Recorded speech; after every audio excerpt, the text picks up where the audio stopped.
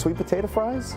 What's the point of eating French fries? Salted pretzel with Don't do the salt. Wait, I'm sorry. So a saltless pretzel. Yeah. I think the most overrated candy is a Reese's peanut butter cup. Come on! I do not eat turkey on Thanksgiving. I don't like chili. Too much like spice and flavor. Pigs in a blanket are gross. I don't like barbecue. That's not shocking to anybody. The only steak that matters is filet. Ketchup is completely fine on the side. And there it goes.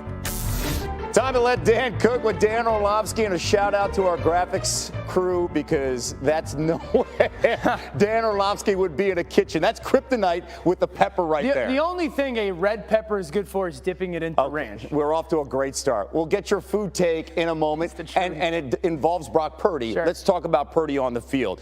Undefeated in 7 career starts so far, but he's not a robot. He's kind of human here against pressure this season. When you look at the numbers, completion percentage, yards per attempt, QBR all drop when he's under pressure. Off-target percentage goes up 13%. And then when you look at the Eagles, their defense, the best pass rush win rate this season. So how can Purdy in this offense find success on Sunday? Yeah, he's got really good operational space. And I know the graphic kind of implies he might struggle a little bit versus pressure. There's some clips, though, where you sit there and go, this guy can handle it. Now, I want everyone to see, we call this the all-22 view, just so you can see the aerial shot of him last week against Dallas, having to deal with a little pressure and still being able to operate. Now, the back angle tells you exactly what he does well and why he kind of has that operational space. You're going to see him get the snap and try to move initially Leighton Vander Esch. Again, with the eyes, understanding, okay, that's the guy that I want to move. He's staring to the right just to get Vander Esch to drift that way. He's not anticipating right now any kind of pressure from that defensive line. But the focus now going to go to the left side with the Micah Parsons and Trent Williams. Imagine if this is a sweat of Brandon Graham versus Trent Williams. This is the operational space that I'm talking through. As right now, Micah Parsons gets that internal rush, the quarterback has got to feel, okay, I can no longer be on my spot. I got to get up. So you're going to see a really good job by him of moving laterally, but still remaining a passer. Now, what happens so often with young quarterbacks when they move? When they move, their immediate eyes go down, no longer still seeing the field. He does a good job of keeping his eyes downfield. Now, everyone at home, really pay attention to his feet, because they're not going to be perfect. Kev, you talked about statue. These are going to be one of those funny body off-platform throws. When Christian McCaffrey breaks across this way, you're going to have Purdy working that way. That's an incredibly challenging and difficult throw, very dangerous. But the operational space that he has to make sure that he's able to move, there you see the feet. Wow. Completely parallel to the line of scrimmage, moving lateral, right foot gets off the ground. He's got to throw this ball that way before this defender drives on the football. Look at the ball placement also with McCaffrey, allowing him to make sure that he's got the space to make that catch.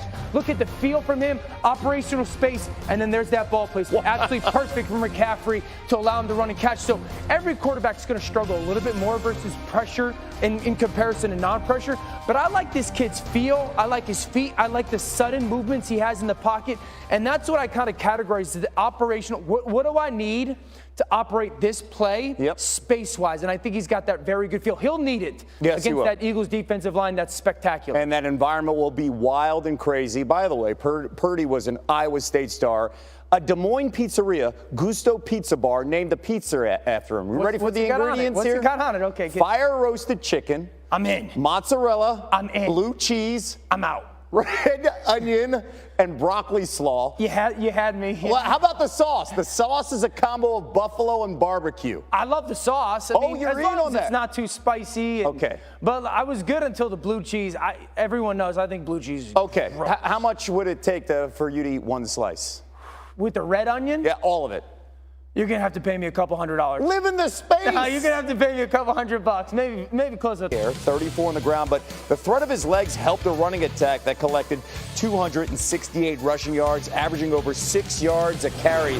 The Eagles have leaned heavily on the ground game this season, recording the 9th highest design rush percentage if you include the playoffs. On Sunday, they'll put their dominant ground game to the test. That Niners rush defense, really good. Both units ranked top 7 in rush yards per game, rushing touchdowns, and first downs per rush this season. Hurts on the challenge ahead. They're really good all across the board, and I think it starts off with their front 7 and then having a really good defensive back group. They fly to the ball. They're disruptive at every position. They're well coached. So we have a task in front of us. We have a really good challenge, really big challenge in front of us. And as always, we just want to go out there and execute, try and be efficient.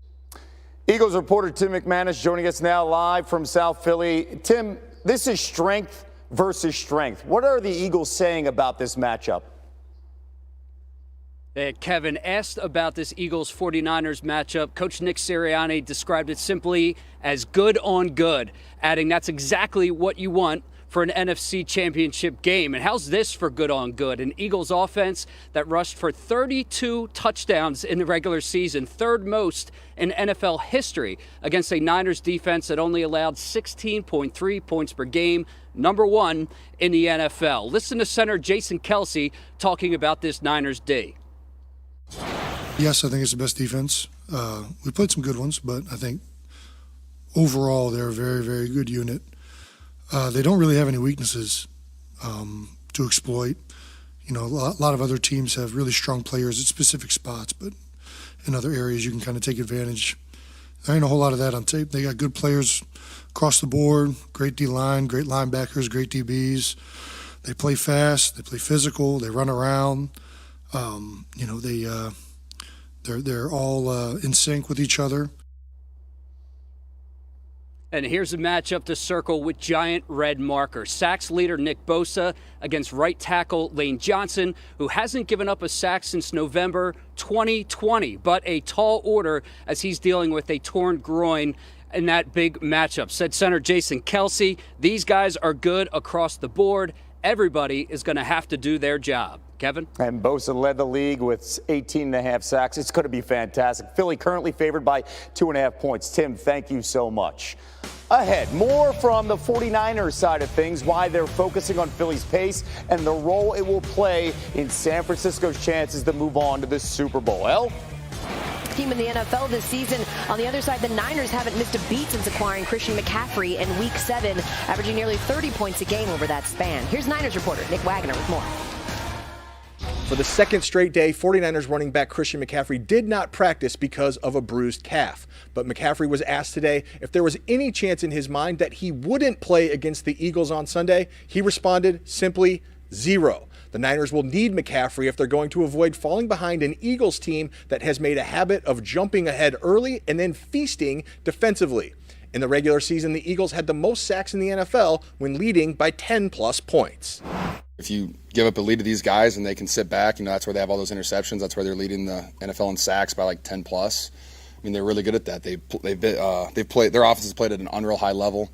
Their defense, has been able just to pin their ears back and go attack people. That's what they're really good at. They have leading the league in sacks. So, just trying to handle those early. Don't let their offense get out to 14-point lead like they have against basically everybody, and just play good football. 49ers left tackle Trent Williams told me that the last thing you can do against the Eagles is become a one-dimensional passing offense. Williams said the Eagles are just too talented to be contained when they know what's coming. With the 49ers in Santa Clara, Nick Wagner, ESPN. You can take me on the road, but you can't take me away from Swagoo. Marcus Spears joining us for his latest installment of Truth and Dare.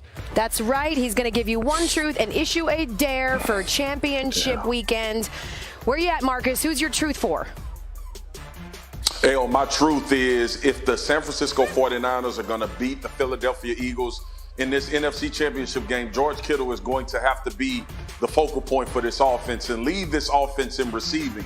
I think he's the safety valve for Brock Purdy, but not only that, he's going to have to make some explosive plays. And we've seen their rapport continue to build as Brock Purdy has taken over this starting job in San Francisco. But I believe this is the game that you try to exploit those matchups favorable for George Kittle with the linebackers of the Philadelphia Eagles of Kazir White, TJ Edwards, or you see if you can get Chauncey Gardner-Johnson on him, who gives up height and weight to George Kittle. He's going to have to lead this team in receiving in order for them to win this game. Kittle has 7 receiving touchdowns since Brock Purdy took over, by far the most touchdowns for tight end in that span. Okay, Marcus, give me your double dog dare. I dare Andy Reid and the Kansas City Chiefs to run the football against the Cincinnati Bengals. Not only does it help your quarterback who's hampered with obviously an ankle injury, but it keeps the ball away from Joe Burrow and this high-powered offense for the Cincinnati Bengals. Last year, when the Cincinnati Bengals beat them in the AFC Championship, it was because Andy Reid wanted to drop back and throw the football, and Lou Anarumo, the defensive coordinator for the Cincinnati Bengals, had plans for that. You were not going to do it. So Isaiah Pacheco, the running back for the Kansas City Chiefs, is explosive. He plays at a very high level. They've shown a willingness to run the football this year. And I think not only do you do it to help Patrick Mahomes with his ailment and this offense in general, but you keep the ball out of Joe Burrow's hands with those explosive weapons that he has on offense. I dare Andy Reid to lean into the run a little bit more. Well, here's the thing. There's numbers to bear that, right, Marcus? The Chiefs are 10-1 this year. When they rush for at least 100 years, here's the caveat. That lone loss to the aforementioned Bengals. Hey, we're here in Knoxville. Your very first collegiate game ever was here. Is that right, Marcus? Yeah. Anything you want me to tell me? And we lost. Yeah. Oh, okay. We lost that game, El. We lost that game, but we met Tennessee again in the SEC championship and beat them and stopped them from going to the national championship. How you doing, Knoxville? Let's go. I'm going to tell them.